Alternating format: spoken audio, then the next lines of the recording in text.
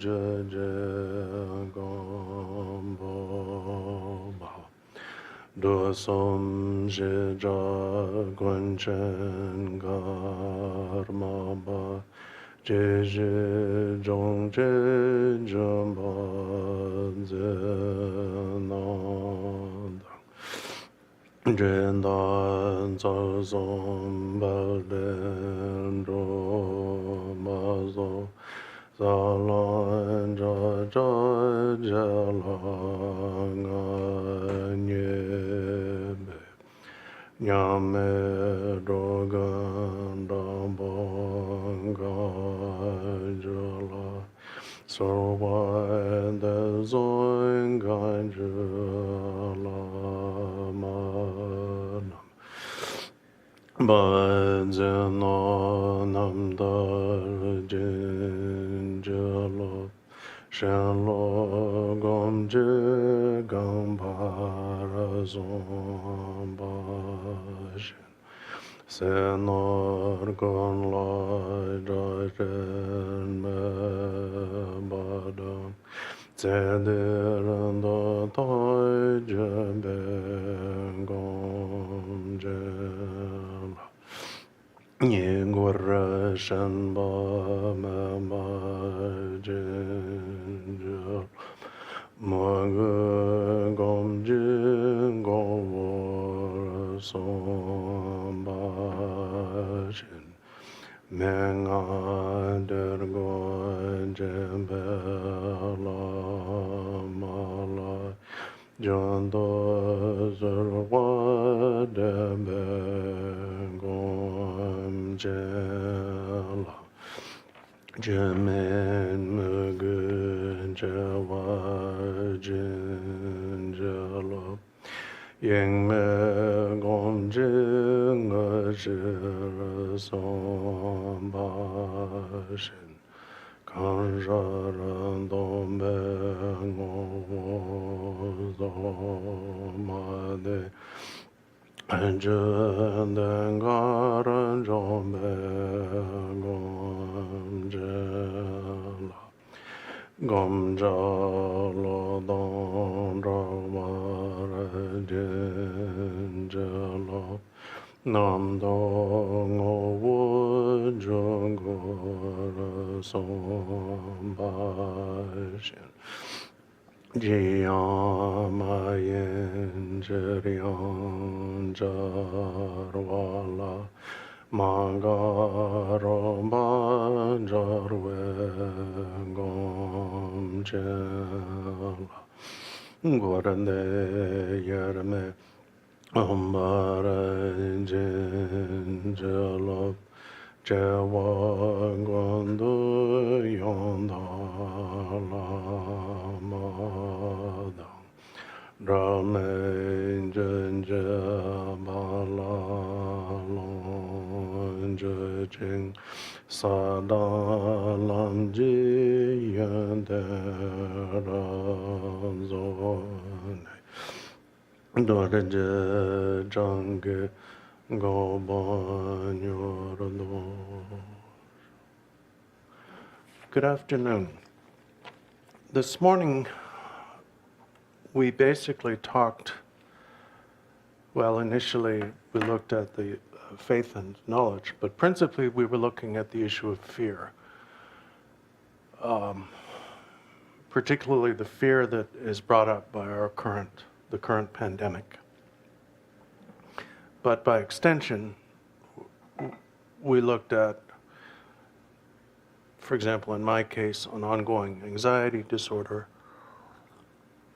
and other related matters. Now, this afternoon, we could begin by looking at how to deal with anger. And although the threefold technique or strategy that we use with anger is similar or analogous to what we do with fear, I think we have to be very careful in how we do it. The difference is that with fear, we can basically use any of the three that works, three techniques: reason, mind training, or looking, that works for us. But anger is so poisonous, so destructive, that I think it's a good idea to use all three techniques in sequence, and I'll explain why. Although in the long run, of course, as His Holiness said, apathy is the worst problem.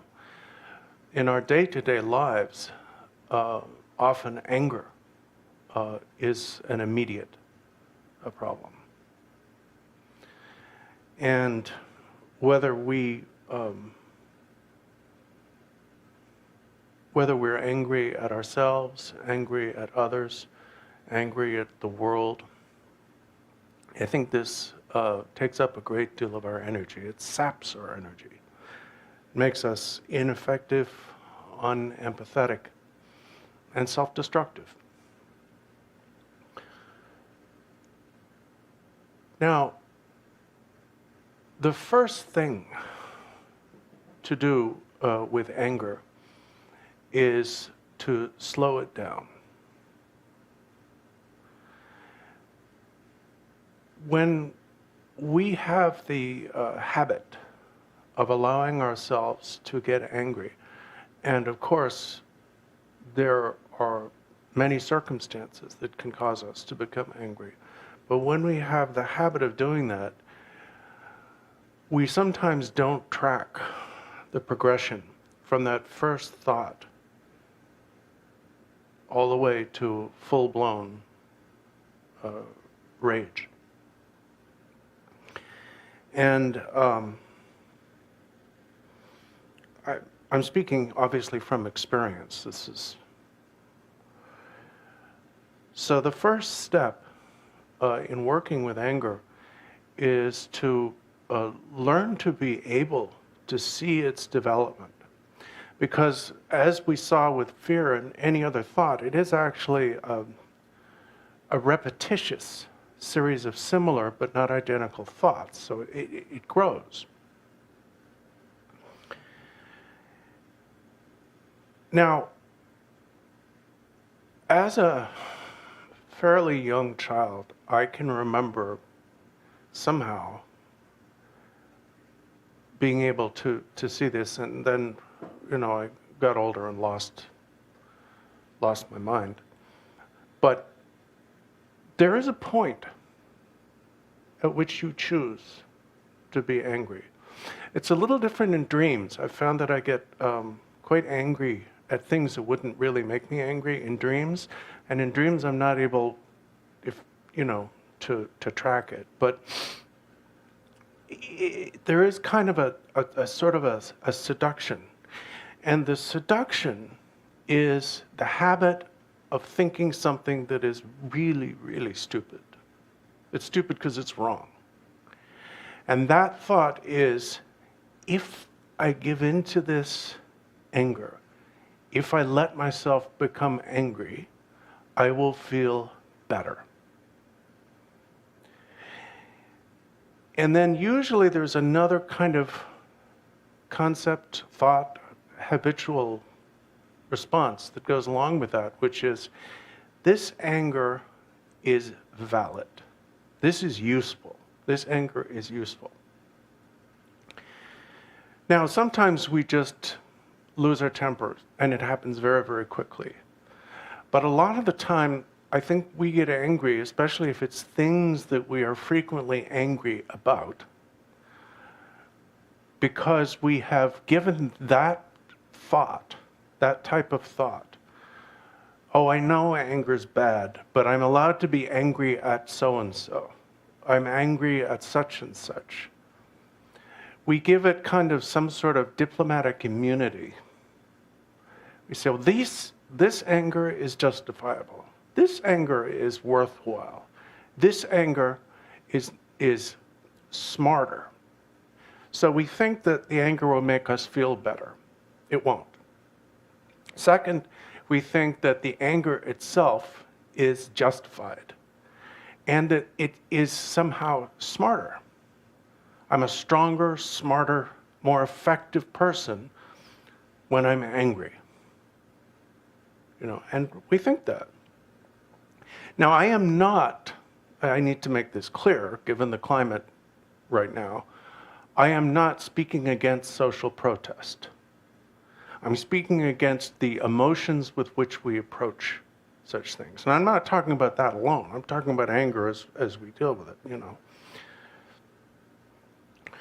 So let's look at the first step. The first step is really the use of reason. And you simply ask yourself the question, when was the last time that I felt angry and good, happy at the same time? You actually try to look, because the first lie is, I'll feel better.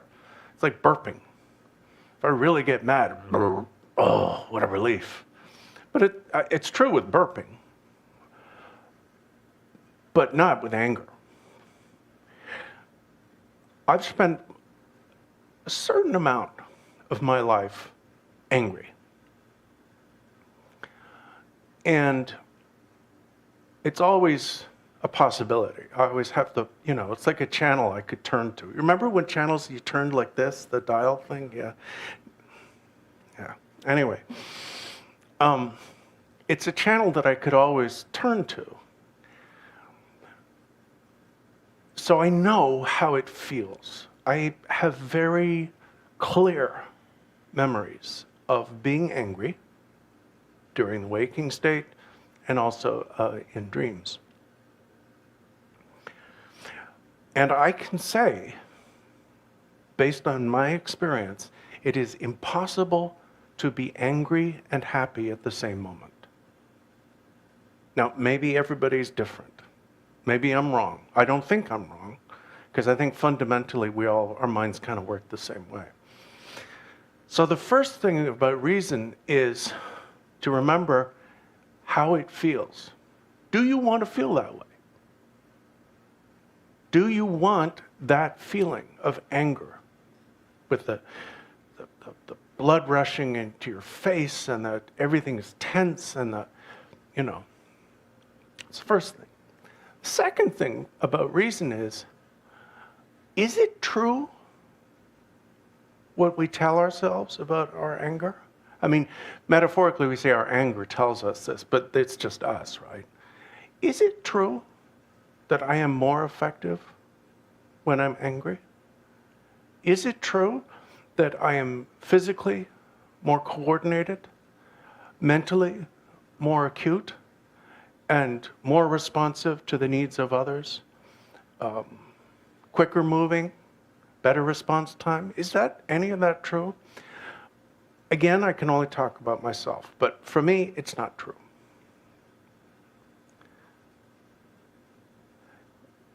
When I'm angry, I screw up. Invariably. If I'm a little angry, I screw up in little ways. If I'm very angry, I screw up in big ways. So, if this is true for others, and I can only speak for myself, anger feels terrible. It does not make me a better or more effective person. It clouds my mind. Now, if you want to be traditional, you can also think about the karmic results of anger and so on. Of course, that's very important. But it may be very effective on a day-to-day basis to simply remind yourself how it feels and then say, do I want to feel that way? Because you have a choice. I mean, some of our anger is habitual, purely habitual, and we can't catch it in time. But if you really don't want to get angry, it'll slow down. Because habits require food. You have to feed a habit continuously for it to maintain its strength. If you starve a habit, it will weaken, it will slow down. So first thing is, do I like how that feels? Do I want to feel that way?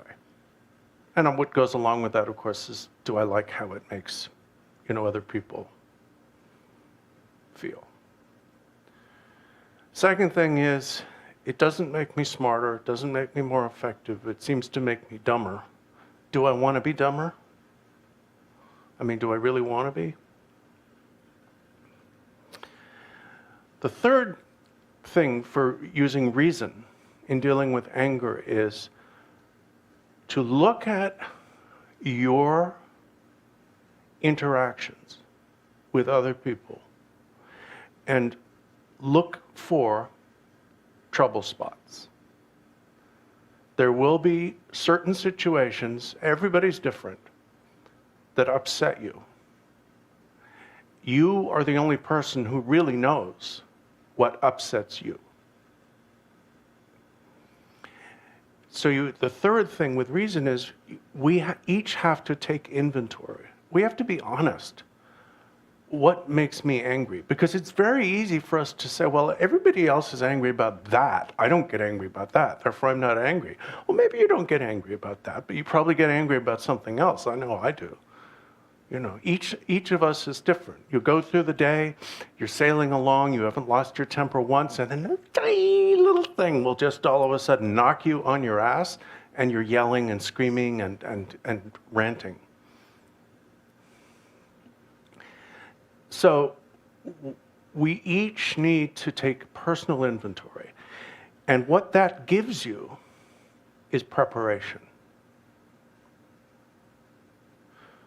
If you know you're going into a situation where in the past you've lost your temper, remind yourself beforehand, today I'm going to deal with such and such.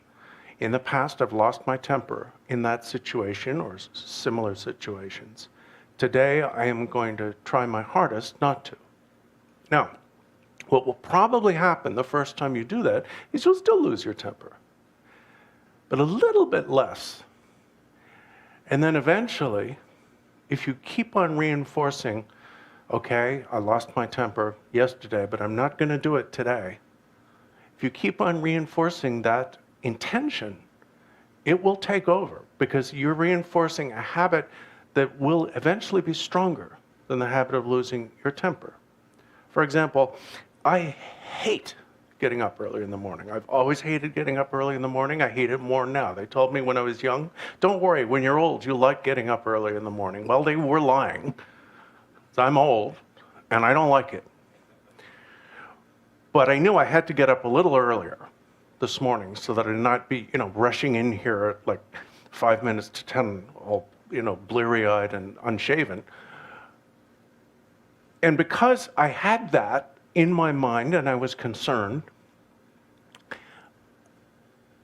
I woke up because that was more important to me. And tomorrow too. Now Monday, all bets are off. But, because I schedule myself, right? I can get up at 10 and work till 3 in the morning if I want to. I can do whatever I want. Anyway, so that's how it works. And even if you are an angry person, and we're all angry people under the wrong or the right circumstances, you can overcome it. So that's the reason part. So the first thing to do is, we could say, take the edge off it, slow it down by reason. Do I want to get angry? Does it help when I get angry? And preparedness. Now the second, another way you can use reason is to point out how delusional anger is. In most cases, in my experience, when I get really angry, I'm not actually angry about what I'm telling myself and whoever I'm ranting at, what I'm telling myself and others I'm angry about. It's often a displacement of grudges and things that I've held up for a long time. That's delusional. That's like, you know, you're not responding. In that situation, I am not responding to current events. I'm responding to old things, maybe things that happened when I was a child, you know, and when I observe my own overreactions after the fact, they're pretty funny. They're, you know, any reasonable person, which I'm not when I'm overreacting, would just laugh.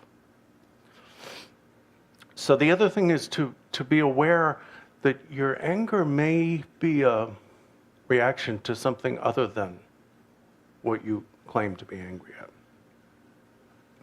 So by using reason in these ways, you slow it down.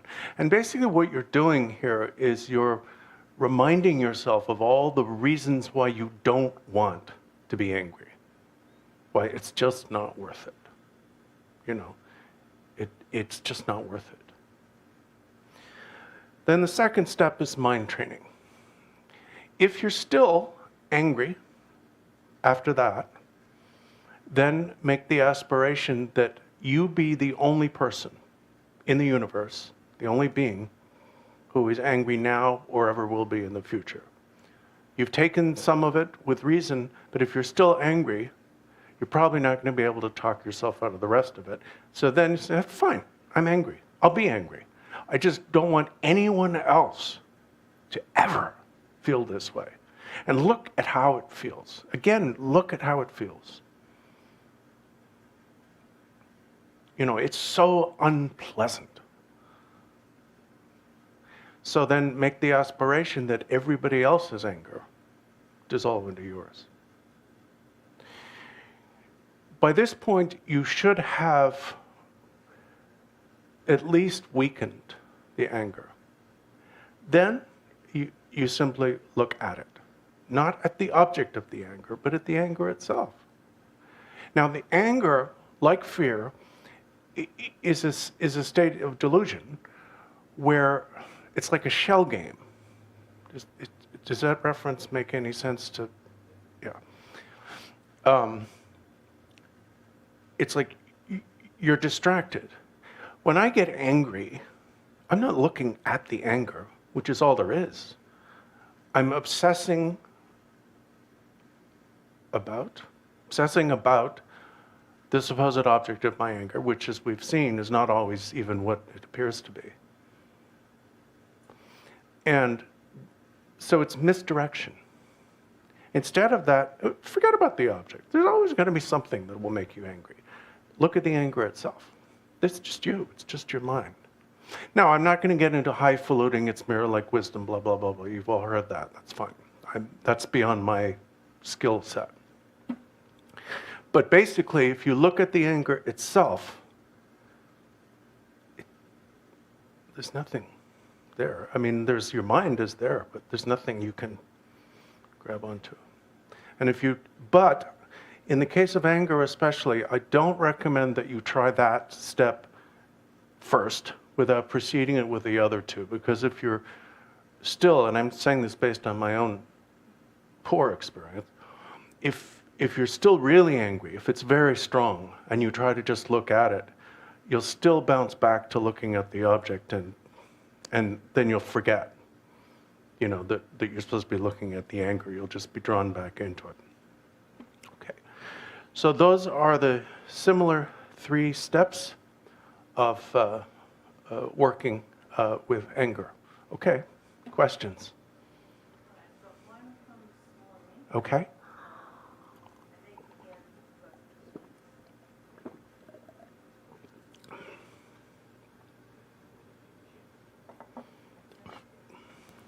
Okay. This morning you mentioned the importance of distinguishing facts from opinions. Mm-hmm. One of the disturbing features of the social discourse at this time is the muddling of these. Would you speak a bit more about the process of distinguishing fact from opinion? Well,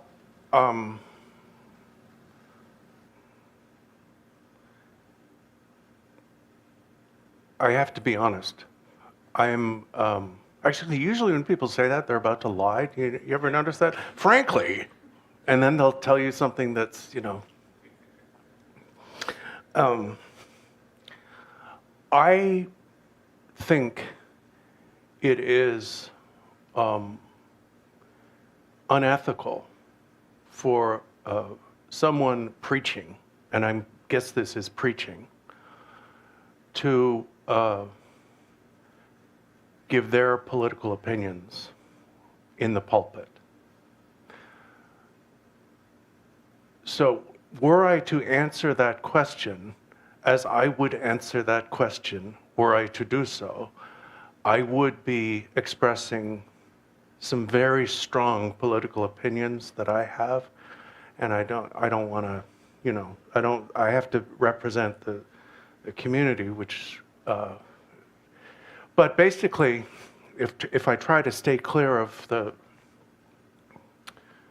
various things,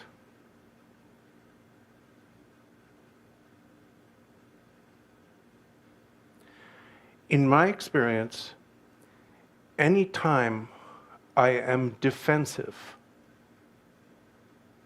about something I believe, it is an opinion and not a fact. I think that's as far as I can go. Oh, whoa, a whole lot has come in. Just wait. So go to the top.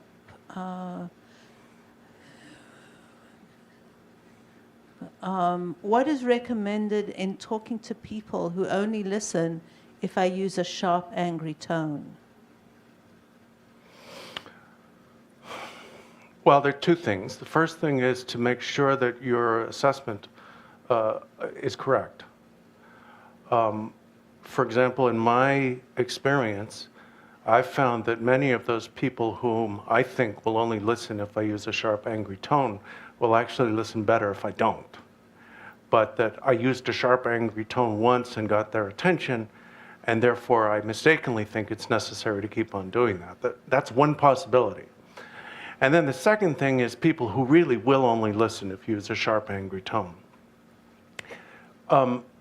You have to still not be angry. Because if you're angry, you won't be thinking clearly about what you're saying. You can speak, with great speakers. And I'll use what I regard as the person who was the greatest speaker in American history, the Reverend Dr. Martin Luther King. Great speakers can speak loudly and passionately, but they're not coming from anger.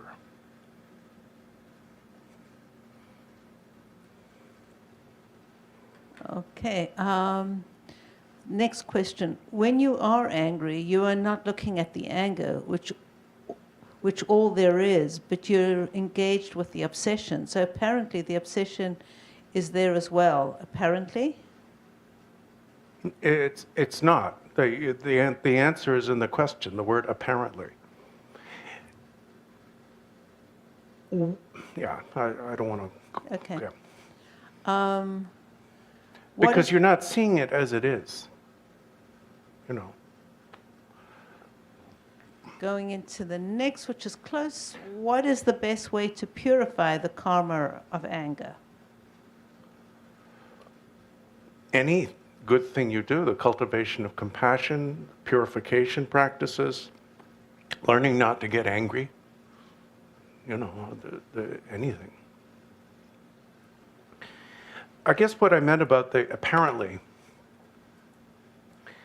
when I get angry, I'm quoting His Holiness, the 17th Joan Karmapa here, and when I get angry at someone, I'm not actually angry at the person. I'm angry at something they did or that I think they did. That distinction is very important. We're never actually, we think we're angry at the person, but we're actually angry at the action.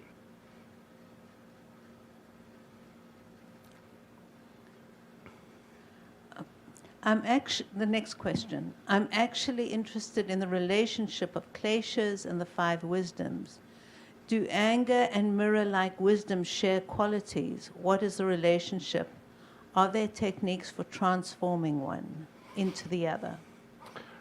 Yes, yes, yes, and yes, and it's above my pay grade.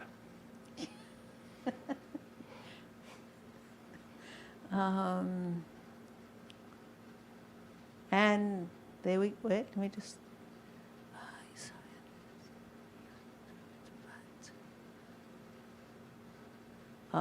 Yeah, I mean, basically, she's going on, but you've said it's beyond your pay. It's, I mean, if you want to read about it in books, there are plenty of books where they explain the correspondences between the kleshas and the wisdoms. But that doesn't seem to have worked for us yet. I don't mean that in a bad way. I'm just speaking of myself, I mean. And that's it. And that's it. Okay. Any other questions? Let me just look at my emails. Okay. No.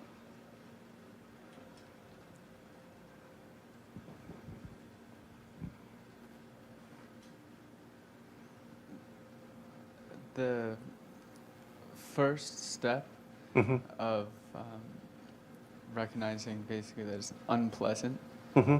to get angry, it seems like, at least in my projection, that kleshas are more and more being like taken as wisdom. So what if you're in a situation where you're convinced it's good for you to be angry? Do you or mean you're more like- and more nowadays, or more and more in our individual? It seems like nowadays. And so I think working- this has always been a problem. I mean,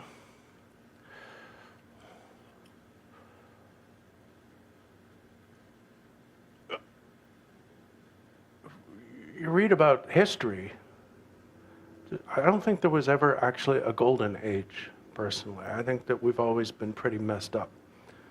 And there have always been great individuals like the Buddha who attempted to help us grow out of it. And 9/10 of the time, we don't listen. Or if we listen, we don't listen very well.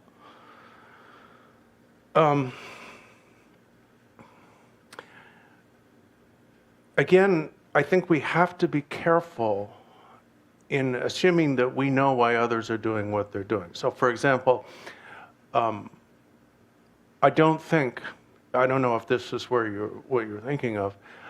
I don't think we should assume that the fundamental motivation of someone engaged in social protest or activism is anger. I suspect that in most cases it's not. Now, the problem is that people, well, here I'm jumping into it, but I can't avoid it. The problem is that everybody in the privileged define how those less privileged may protest. The privileged will say, for example, it's not just racial, it's also gender. Women can express their opinions, but they have to be gentle. They can't be nasty or mean or anything. That's control. Under those circumstances, whether the protesters are actually angry or not, they may need to speak fairly loudly. The big thing with kleshas, and this is where I'm going with this, is worry about your own. Don't worry about others. Don't think our society is becoming a horrible place where everybody is justifying their anger and their greed and so on. Your only business in terms of kleshas is your kleshas. My only business is mine. I can't help your kleshas. I can barely try to help mine with very limited success. Anything good about me is not my business. My faults are my business. Anything wrong with anybody else is not my business. What's good about them is my business.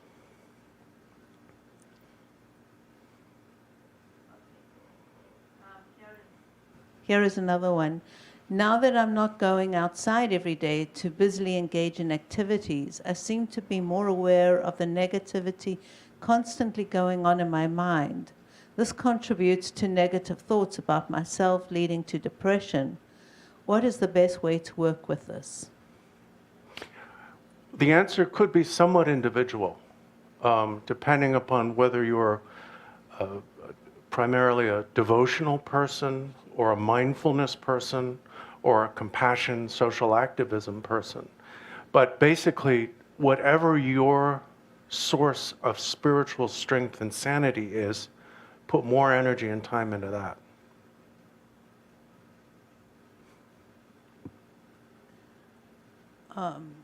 Next, I get angry when I am threatened in some way. I have examined myself for many years.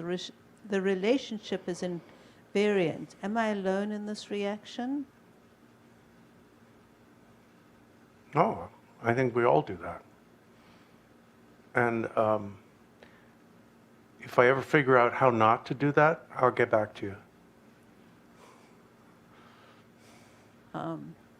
This will take me a couple of chat messages, so that's to send my question. This morning you mentioned meditating on cultivating compassion, love for one person before expanding this to others.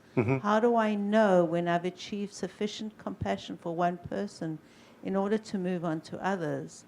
With my level of selfishness, I could be meditating on just one person for the rest of my life before achieving the ideal compassion for that person. End of my question. Sorry, I'm laughing, but it's... No, that's a very good question. I see this for myself too. I think we need to be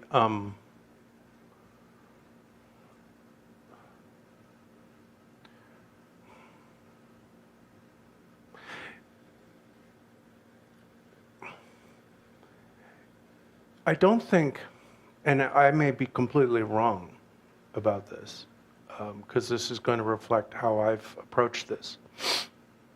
I don't think it's that we have to develop the intensity of compassion and love that, for example, the Buddha has for all beings toward one person before then a second. I think that it's that we need to start with those we know. And the reason, it's like they say, what is it? Think globally, act locally. And it's that. We need to, because too often we give ourselves an out. We'll be meditating on compassion for all beings, reciting may all beings possess happiness and its causes, and then as soon as we get out of the shrine room, we're abusive or unnecessarily curt or rude or whatever with the people around us. It's very easy to think about the idea of compassion. It's very easy for me to feel compassion for someone I've never met, some degree of compassion for someone I've never met and will probably never meet, because they don't affect me, therefore they don't irritate me. It's hard for me to feel compassion, for example, for close friends and family. Even those you love, it's hard. So that's where it has to start. It has to start at home. That's all. What kind of things can we do to help ourselves when we need to deal with other people who are angry, to avoid anger ourselves and or try to transform an angry conversation into a calmer one?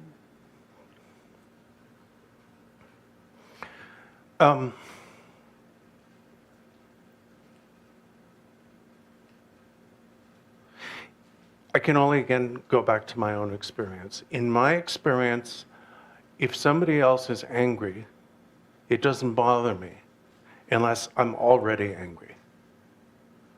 In my experience, those things, and actually some of us were talking about this earlier, the things that bother me in other people are faults that I have.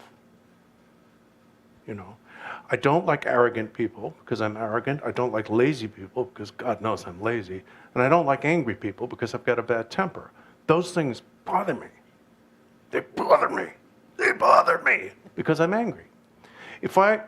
When I'm, for some reason, not angry, happens once in a blue moon, I can be around the angriest people in the world and it just won't, there's no receptor. The signal doesn't get through. I mean, I see it, but it doesn't bother me.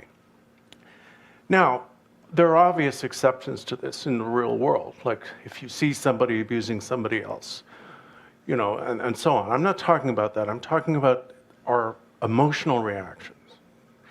And that pull, for me, only happens when there's something going on with me, And you'll often see this. We all do it, He's such an angry person. He makes me crazy. How can anyone be that angry? How dare you get that angry? How dare you? I mean, we do that all the time.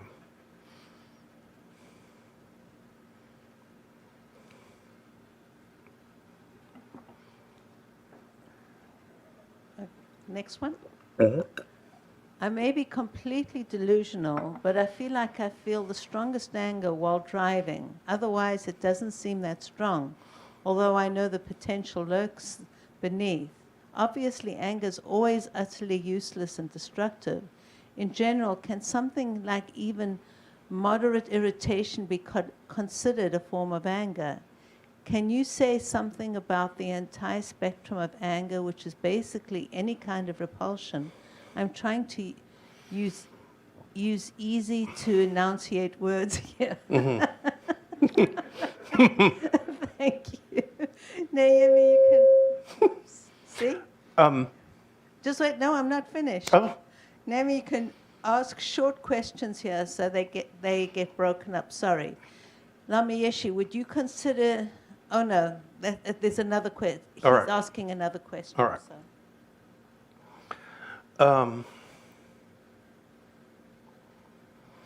I only learned to drive when I was 40. And so I never went through that kind of hell-bent for leather teenage driver thing. But I quickly discovered a vocabulary, actual verbal vocabulary that I did not know I had. I discovered that I can actually combine different religions and other forms of into the most astonishing constellations of swearing.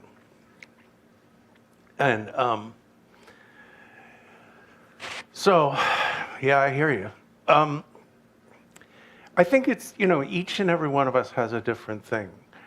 For me, I think road rage is all about fear.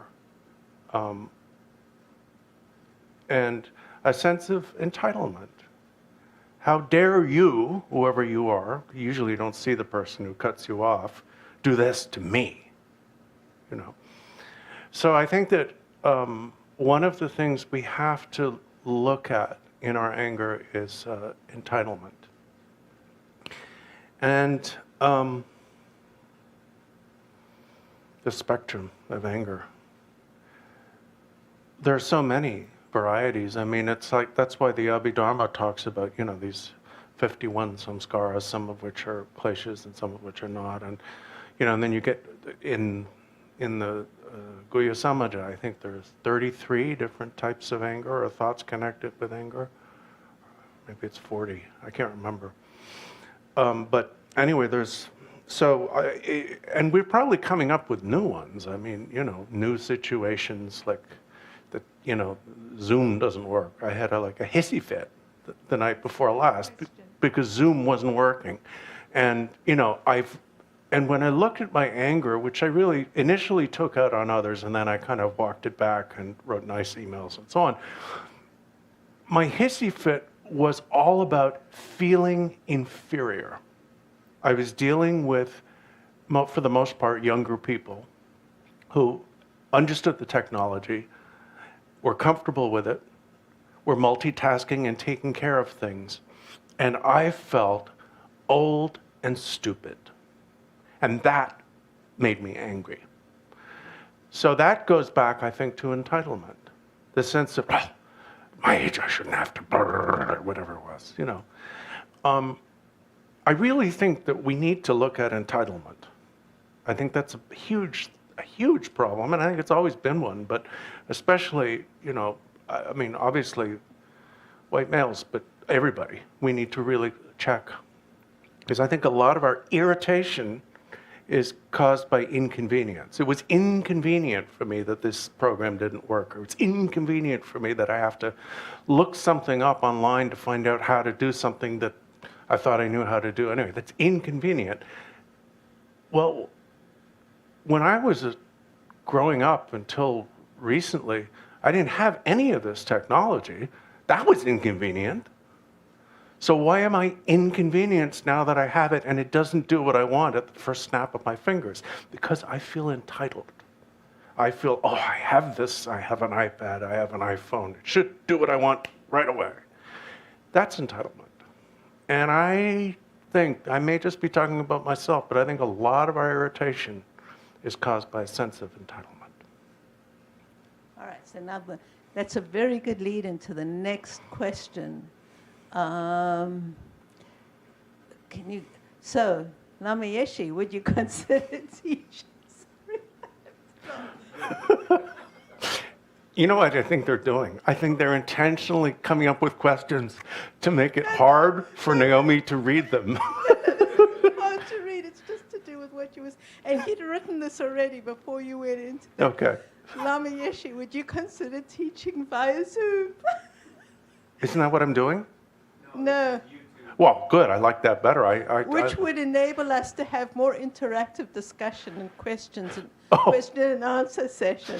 Oh, well, give me a couple of weeks to cool down about Zoom.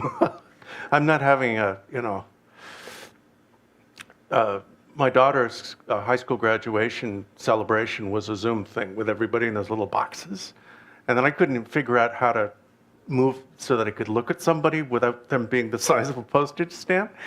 And until almost the end of it. I mean, my Zoom record is not great.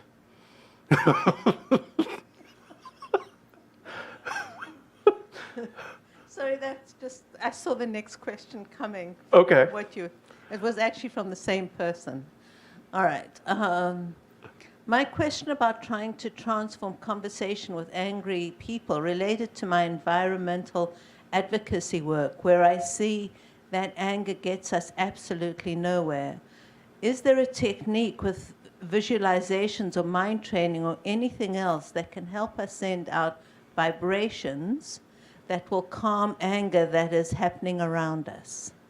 I would suggest the mind training method, you know, 3 objects, 3 poisons, 3 roots of virtue. That one that we went through it with fear and then anger. That would be my recommendation for that. Because then you're not heating up the situation. You know, your anger sort of collapses in on itself, hopefully, and then people will catch that. You use the word vibe, they will catch that vibe.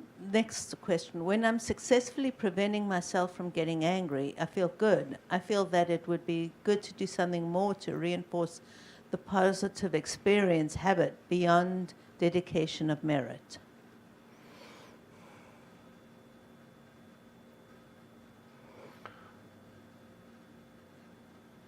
Oh, sorry, it goes on. Sorry, is this useful? How to celebrate virtue in myself and others?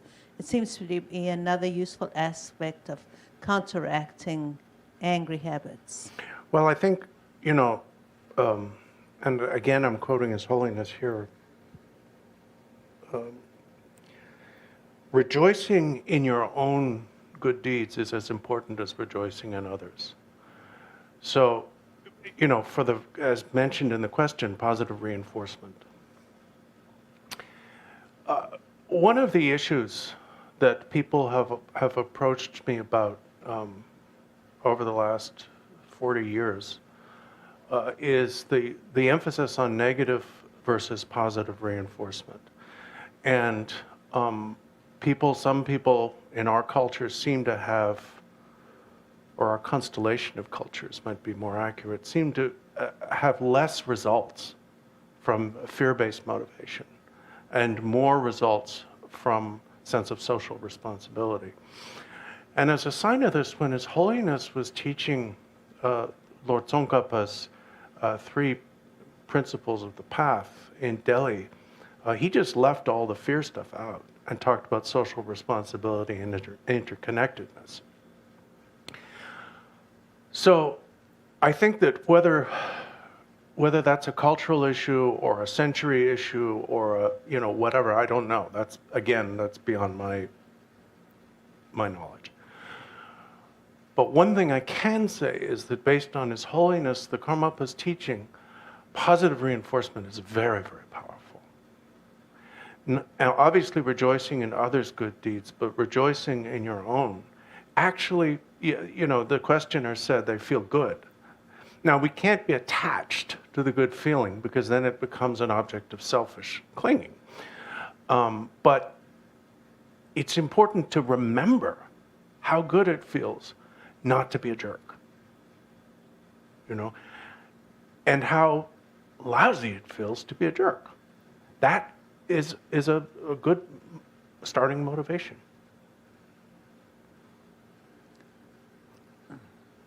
Are we in danger of intellectualizing our See, now it's because you think you're going to make mistakes that you're making them. making mistakes. Yeah, no, I'm too self-aware of doing it. So now, people, I ask that everyone, when you send questions, use the most complex, multisyllabic terms. If you have to go to a dictionary, go to a dictionary. But the aim here now is to trip up Naomi. There you go. And everyone can have fun. So are we in danger of intellectualizing our anger by using the 3 methods of reason: mind, training, and looking? Yes, we are always in danger of intellectualizing everything. That's why the great Pandit Vimala Mitra reincarnates every 100 years, every century, in order to protect the Dzogchen tradition in particular from intellectualization. So yes, we are in danger. There are no guarantees. I mean, the only guarantee that I've seen is once you generate sincere bodhicitta, you will eventually achieve Buddhahood. But how long it'll take is not guaranteed. Looking at the mind, whatever that is angry, seems to work with minor kleshas. Does this seem an okay technique to you? Sure. That's what they say. Is that it? Yeah? No, there's still another one. Oh, Is okay. there methodology? Methodology? Yeah. Not methodology? Okay. See, getting there. Yeah. Methodology of conveying a powerful, heartfelt anger towards the ongoing destruction of our environment and beings, as long as one recognizes it is the actions and not the entities that one is expressing one's anger at. I think that one can be socially active without hating. I mean, let's be specific here. The issue is hatred. When we are outraged by horrible actions, the outrage is properly directed at ensuring that those actions not reoccur and that the damage that those actions have produced, whether to the environment or to beings, be repaired as soon as possible. But that is not, we use the term outrage because we discern that an action is egregious. It's beyond what is acceptable. That doesn't involve anger per se or hatred, at least as I understand it. it's not that you want to harm. You know, basically, anger and hatred are wanting to harm another person. And if there's no desire to harm anyone, but to prevent harm, and you're not ruthless, you know, like people can rationalize this in all sorts of ways, I don't think that's a problem. You know, we need to parse, I guess is the right word, our emotions. For example, it's interesting that as far as I know in Tibetan, this word chado, which we properly translate jealousy, can also indicate envy, but it's not, there's a difference between jealousy and envy, at least as I use them in English.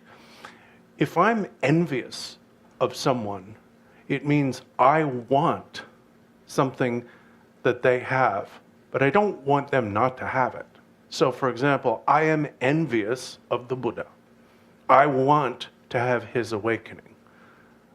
I am envious of Guru Rinpoche. I want to have his awakening, his ability to help beings. I'm not jealous of them. I don't want them not to have it. There's a very clear difference between those two things. And I think that there's an analogous difference. Do we say analogous in this country or analogous? A Gus? Okay. I think there's an analogous difference between true moral outrage and hatred. Okay. All right, I'll do this and then I'll go to my email. My mother always said to express your anger by singing it. Laughs resulted. Okay.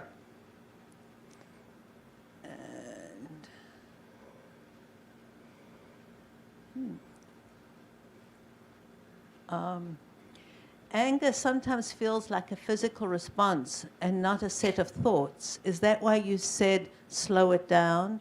Do you believe there are always thoughts involved before the feeling, or can that cut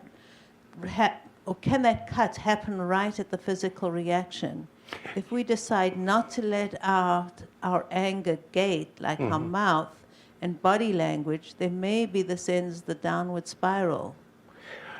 You know, it's interesting.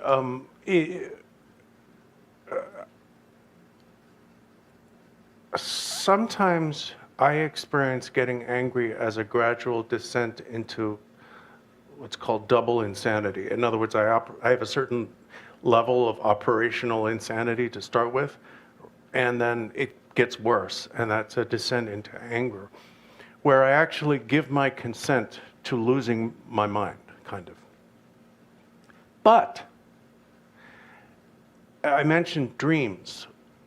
I think sometimes when I get angry in dreams, it's starting with the body.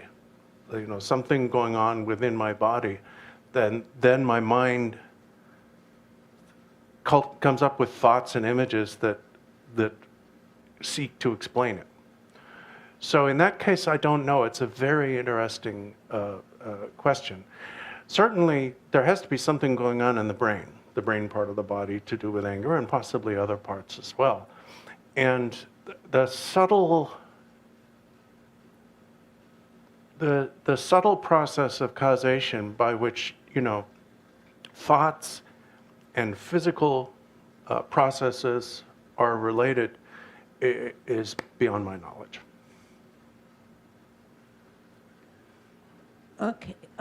Hatred and anger get us nowhere in environmental advocacy work. In my experience, my new favorite slogan is from the Star Wars movie. This is how we win, not by fighting what we hate, but saving what we love. Okay. Good. Just a comment. Okay. So shall I get to the next question? Please, yes. Multi-chat messages for questions early in life. I observed that my idealistic expectations for rules, decisions, or other actions to be the right ones resulted in anger in myself at others and impatience with myself. So I lowered my expectations and told myself that the world is imperfect by definition. I need to work on improving myself, but don't expect the world to want to do the same. But in the Dharma practice, we are argued to do things perfectly, from filling offering bowls just the right amount in each bowl to making tormas, etc. I suspect that there are good reasons for this drive to perfection in practice. Please comment on this, and also how, just wait, sorry, I'm moving this down and then I lost my place because I'm moving. But in the Dharma practice, we had argued to do things perfectly, from filling offering bowls. Wait, I suspect there are good reasons. Please comment. Okay, develop negativity traits like these must be just so, or we get upset. Are there specific thought attitudes to hold while striving for perfection that will allow us to remain tolerant? Rinpoche has talked about this a lot. Most often when I've been present in the context of explaining the Bodhisattva vow and the commitments and precepts of that vow, by extension also while teaching the 7 points of mind training. And he makes a point that this is a gradual path. We're not expecting ourselves to, and also another text in which this comes up is the 37 practices of the victor's children, where it says, even if somebody cuts off your head, just pray for them, and so on. We need to be realistic about our own needs at a certain time, our own abilities at a certain time. We are not expected the day after we first take the Bodhisattva vow to be able to walk out into the street and offer somebody our right arm or our left leg or our head or our eyes or whatever it is. We are, however, encouraged to think about putting others first, which starts small. It starts with simple things like don't take the last piece of pie if you think somebody else might want some. First of all, you use the term argued. Is it argued? Did you read that? I thought I heard you say argued. By the time I'm filling the bowls, I suspect the reason. Anyway, it doesn't matter. It's not all or nothing, and it's a process of gradual development. So we have to, if we're not willing to start small, we're not going to get anywhere. That's why, for example, in the practice of the perfection of generosity, they say that if you're so stingy that you cannot bear to give another person even a penny, then pass pennies back and forth between your two hands and learn to let go, And the fact that this instruction is traditional proves that the tradition recognizes and understands that we're not going to be perfect.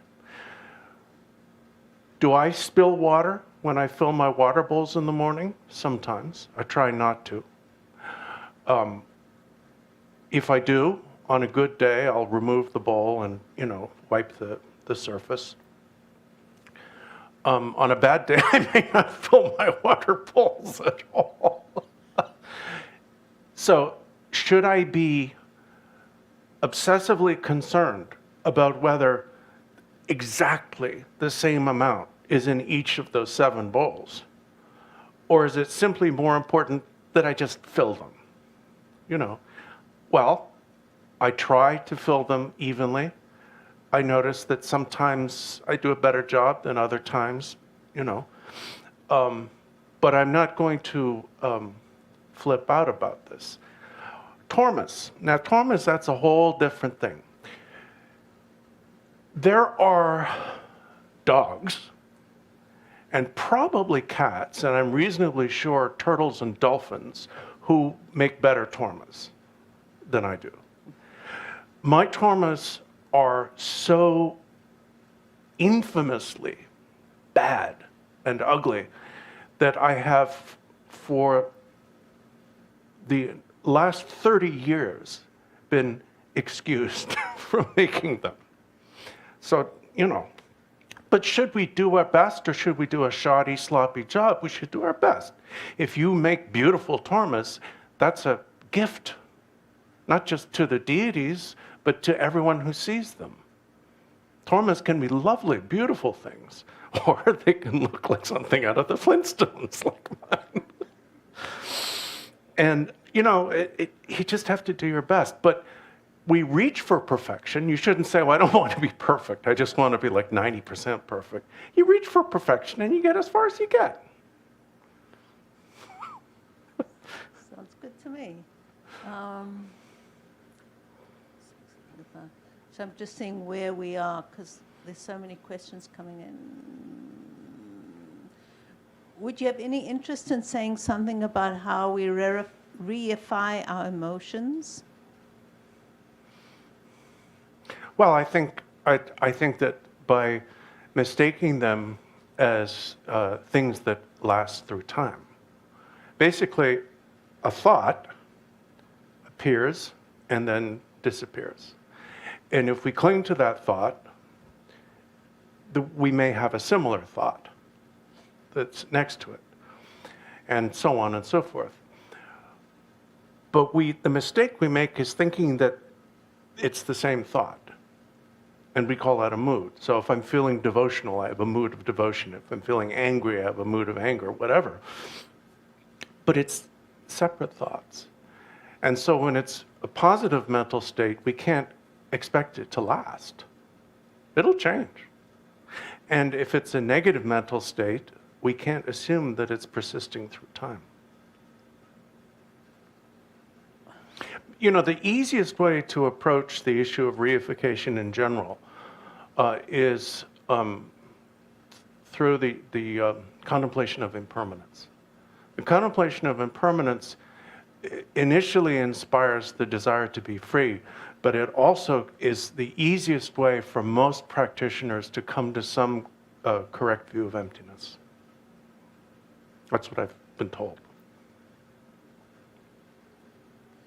So underneath preceding the arising of the anger is wisdom. If so, way too fast for me to see. Is this possible? Underneath, I'm not comfortable with underneath. I don't think that seems a little complicated. It's not wisdom at that point. When the anger is arising, it's a transitional state. You're going from one type of delusion to a slightly different one. It's not wisdom. Okay, so basically she replied and said she didn't say argued, she said urged. Oh, urged, yes. Be Okay, perfect yeah. and- Well, you kept on saying argue.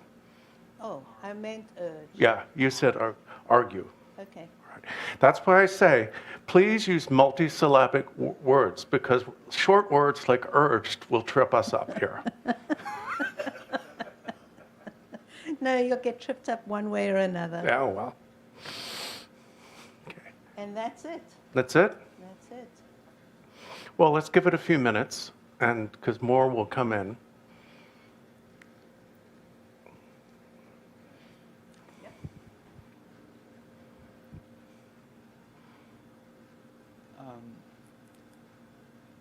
The form of Guru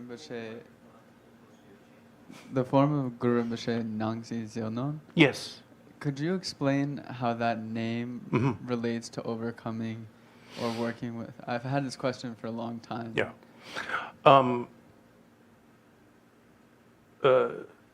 Well, you know Nangwa and Sipa.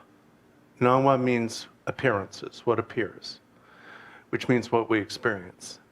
And Sipa, becoming, bhavana, is kind of what happens.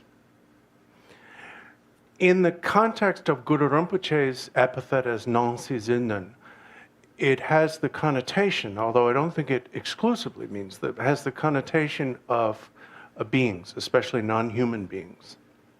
Those beings who appear and become. It's interesting that Buddhism, we'd use the word becoming. Michelle Obama used it as the title of her book as a really positive word. Buddhism becoming is kind of like, it also has a context of possibility. It's sort of like you don't know what you're going to become. You don't know what's going to happen. You don't know what's, And so in this case, Nongsi kind of means spirits, but also phenomena as well. Zil means splendor or majesty, brilliance. It has a connotation of almost like shiny, not glittery, that sounds kind of, but, you know, powerful and beautiful splendor. Nun, of course, means to press down, to oppress. So Zinnun means that he outshines, he surpasses, you know, the every other being. So I think that this term can be used of Guru Rinpoche in general, but typically it's used of the form, you know, with the Vajra held up in the sky or sometimes over his knee, and the legs in the posture of royal ease, rather than when he's like this.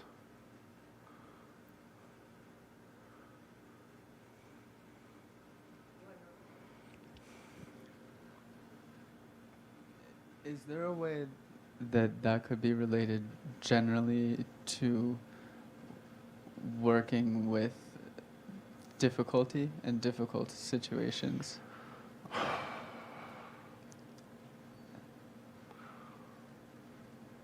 Possibly, one could make a correlation between that form of him, which is slightly, he's basically peaceful, but a little bit, you know, wrathful.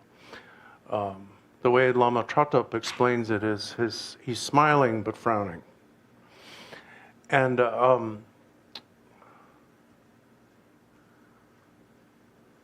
but I think it's also, yes, yeah, you could say that. Yeah. And we're going to hold up more. Okay, good.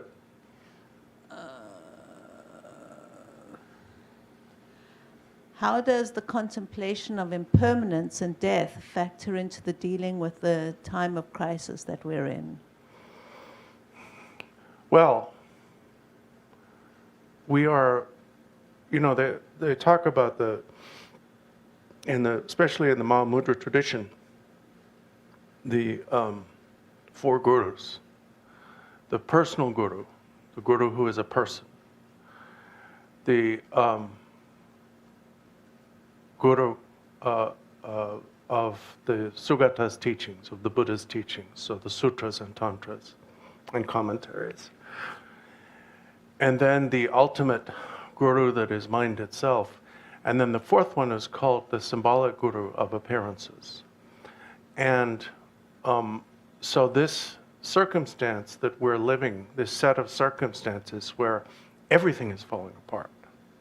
I mean, our society is falling apart around us. You know, the post office is written in the Constitution. It's not like, you know, Zoom or anything new, right? That's falling apart. Everything is falling apart. That is a demonstration of impermanence.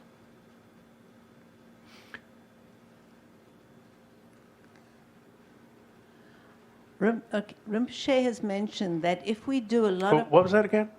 Rinpoche? Oh, okay, sorry, yeah. Rinpoche Yeah.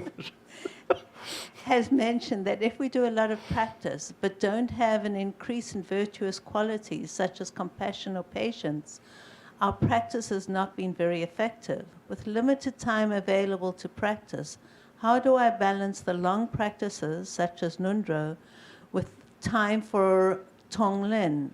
Is there such a thing as a recommendation not do Nundro and receive the benefits of Vajrasattva, Mandala offering, etc., for a period of time in order to focus on Tonglen?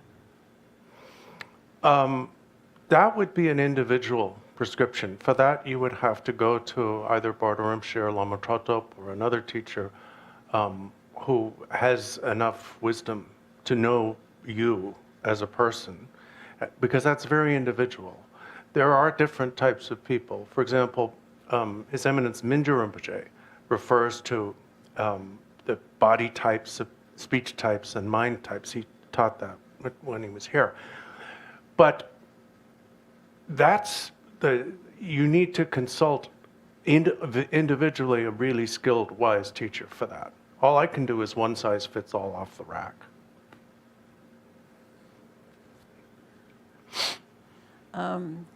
You appear to make much, if any, you appear not to make much, if any, distinction between meditation and prayer. Isn't prayer praying for something, no matter how noble or altruistic, while meditation is resting in a natural state? I said not much distinction. Yeah. And then I've got emails.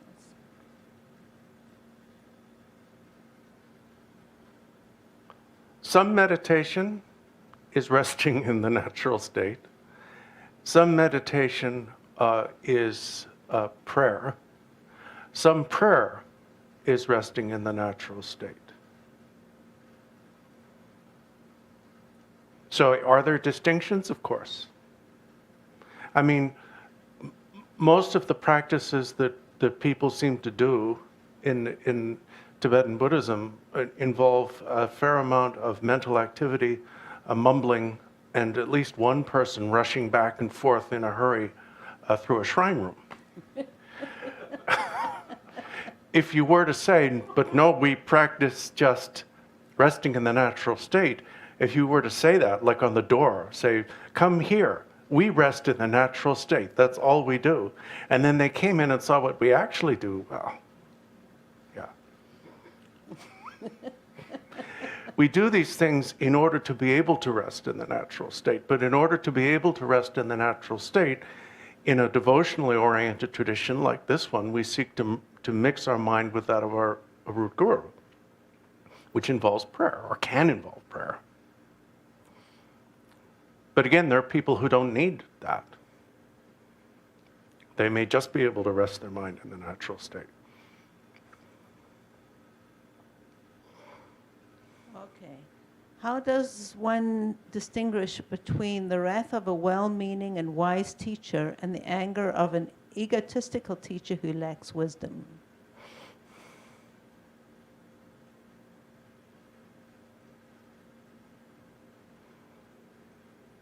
I think it's very difficult.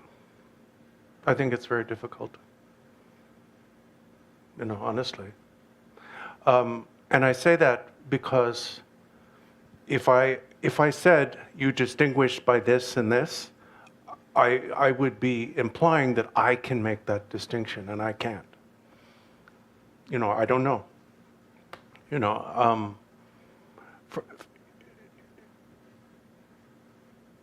I think it's basically selfishness. It's if someone is selfish, they're what was the word used for the second type? Sorry, let me go back to the email. Well, it doesn't matter. Egotistical Yeah. teacher.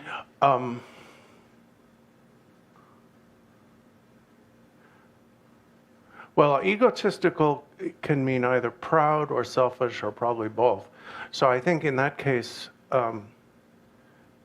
it's because the person is acting for selfish reasons. They're acting for their own personal benefit or to bring about the achievement of some ambition that they have. In the other case, they're acting for the benefit of the disciple or student. That's clear. That's theory. You can get that out of the books. The problem is, how do you know? See, I can't tell because I can't see anybody's mind. I can't see my teacher's minds. I have only a very limited acquaintance with my own mind. So I guess the only honest answer I can give is, I don't know.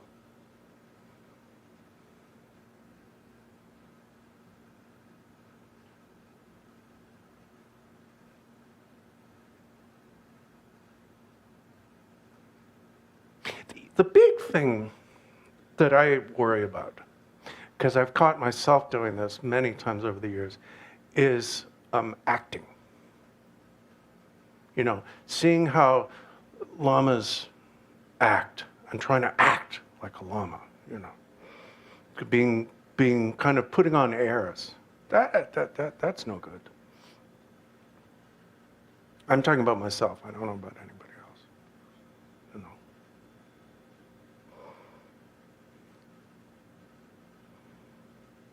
We have more? No, I don't have any more. Let me look at my emails again. No, I forwarded the question I had to your email. That was a text from me and an email from Yeah, that was from Lynn, and I've asked that. Yeah, I asked Lynn. We can give it a minute or two. And I got Sudan.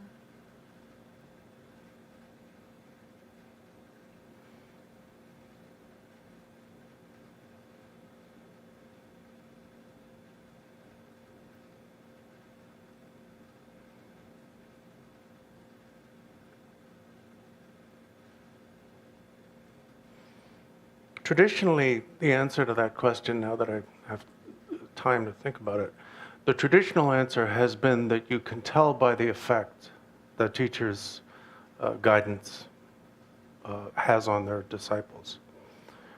But the problem with that, and I'm sure that's true, the problem with that is that if I use that, since the only person whose kleshas I can actually see is me, and I've had some of the best teachers, I think, of the late 20th century and early 21st.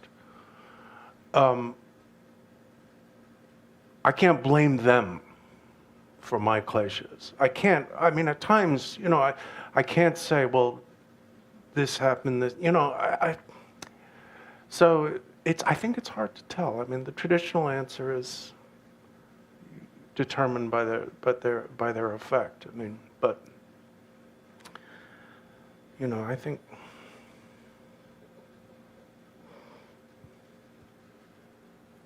Okay, so a couple more have come in.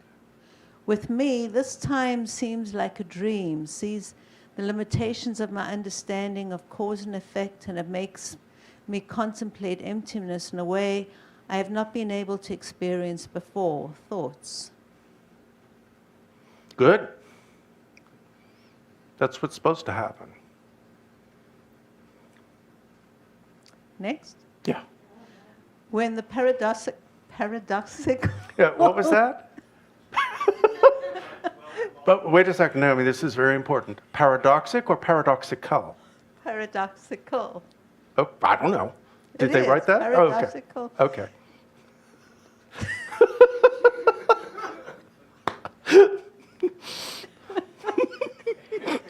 Paradoxical. Peter did this. Do you know what's paradoxical? Yes. Is that you can pronounce words like paradoxical, but you can't pronounce words like urged. No, Gnostic, Gnostic. Gnostic. Gnostic. Yes. Gnostic recognition of parallaxis arises. Okay, now you've lost me.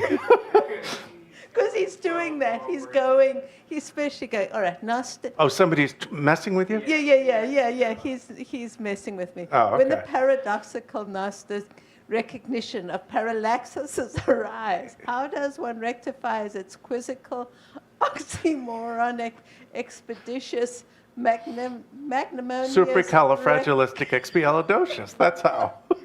I don't, honestly, recalcitrant effects. yeah, I don't understand the question because those words are too big for me. They really are. I mean, But that was pretty good, Peter. Thank you. You went... you know, when I first started doing this, interpreting, because that's what I'm doing. I'm just repeating things I've heard and then interjecting some of my own experience for laughs. But when I first started doing this, I thought it would be better to use, you know, scholarly, not really scholarly, you know, like negandum and things like that, not true philosophical language, but some scholarly terms. And over time, I realized it just doesn't do any good. His Holiness said to me, when you choose words in translation, use words that strike the heart. That's just, I'm not saying that to make fun of the person who was making fun of us, but, Yeah. you know. No, he was doing that for my benefit. I Oh, think. okay. Was there a question there? Yes, it was. Oh, okay, Yeah, cool. but it's missed, yeah. How is New York progressing towards full reopening? Is there any estimation of when KPL might be open again for in-person teachings?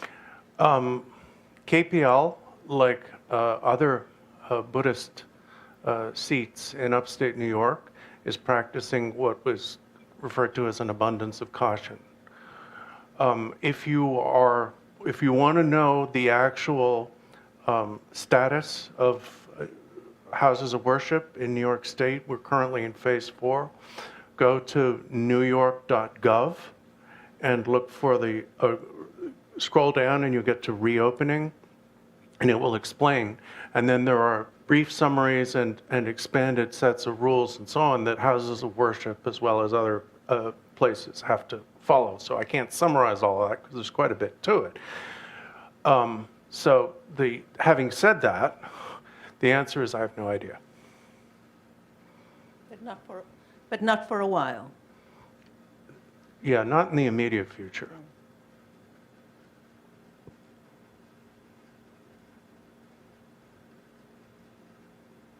Okay, they're just a whole more comments about Peter's question. Which Peter was that? Elias. Oh, really? Yeah. Oh, I was sure it was Matt. No.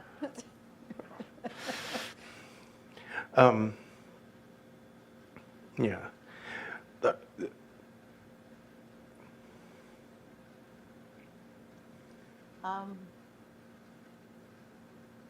Yes? KTD has advertised you're translating the current 10-day teaching, which started last night. And I'm not. Yeah. That I found myself, there was a rehearsal for the, what they call front stage and backstage participants that I attempted to take part in, and I screwed up the technology. I just wasn't up to it. And I realized that at the age of 60, I'm not comfortable doing remote translation. I've been doing it this old-fashioned way of being in the room with the Lama for whom I'm interpreting for so long that I don't think it would be a good fit. So no, I'm not. Yeah.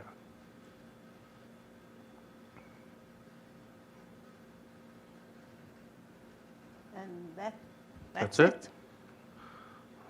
All right, well, then I guess we can dedicate any virtue that we have not lost by making fun of Naomi.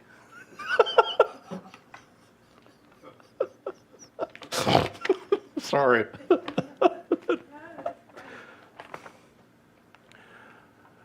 Sunam diye tamje zikpa nye to ne nyepe ranam pamje ne chega nachi balap chukpai sibe tsole drowa sho gewa diyi chewo kun sunam yeshe tsozo sunam yeshe lejong we damba kunye topa sho Jongchu semne rinpoche mache panam chejo chik cheba nyamba meba gone gondo pelwa sho semchen tamje dedan denjuch ngendro tamje taktu tongbar sho Jongchu semba ganda sasho deda kunje manlam dro par sho sangchen rigje zuzin tambegar jokun dusha dudu lingpai zabje mejong rebu sanga chu Si shi chodara chape tashi sho.